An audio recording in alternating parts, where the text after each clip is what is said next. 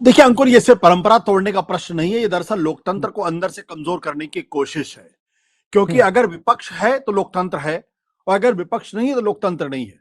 मैं बार बार इस बात हम्म। को दोहराता हूं, किसी राजतंत्र में विपक्ष नहीं होता, किसी हम्म। सामंतवाद में विपक्ष नहीं होता, किसी अधिनायकवादी सत्ता तंत्र में विपक्ष नहीं होता, किसी हम्म। तानाशाही तंत्र में विपक्ष नहीं होता, किसी टोटलिटेरियन रिजीम में विपक्ष नहीं होता। विपक्ष होता है तो सिर्फ लोकतंत्र में।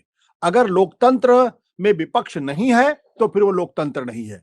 इसलिए ये जो कोशिश लगातार मैं देख रहा हूं पिछले कई सालों से, कि विपक्ष को डिस्क्रेडिट करने की कोशिश, विपक्ष के नेता को डराने की कोशिश, उनको एक तरीके से अंदर से तोड़ने की कोशिश, उनकी छवि को पूरी तरीके से खत्म करने की कोशिश, और अब राष्ट्रपति के भोज में विपक्ष के दोनों नेताओं का न बुलाना दरअसल उसी परंपरा का एक विस्तार है। और हम्म। इसलिए मैं कहता हूं कि ये देश के अंदर तानाशाही लाने की दिशा में उठाए गए कदम है। मैं बहुत हम्म। गंभीरता से इसको कह, ये दरअसल कोशिश है कि इस देश के अंदर लोकतांत्रिक रूप से चुने गए विपक्षी नेताओं को इस कदर आप डिस्क्रेडिट करिए, उनका किसी भी तरीके से लोकतंत्र में स्टेक को खत्म करिए, ताकि लोग विपक्ष के बारे में सोचना बंद कर दे और उनके बारे में बात करना बंद कर दे, उनके बारे में विमर्श, मुबाहिसा और बहस खत्म हो जाए।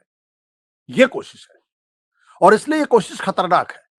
ये कोशिश सिर्फ एक सामान्य सी प्रक्रिया नहीं है कि पुतिन आए, उनको राजकीय भोज दिया गया, राष्ट्रपति भवन की तरफ से इनविटेशन गए, और उस इनविटेशन में लीडर ऑफ अपोजिशन लोकसभा में राहुल गांधी नहीं है, उस इनविटेशन में राज्यसभा में लीडर ऑफ अपोजिशन मल्लिकार्जुन खड़गे नहीं है, तो फिर वहां पे कौन लोग हैं?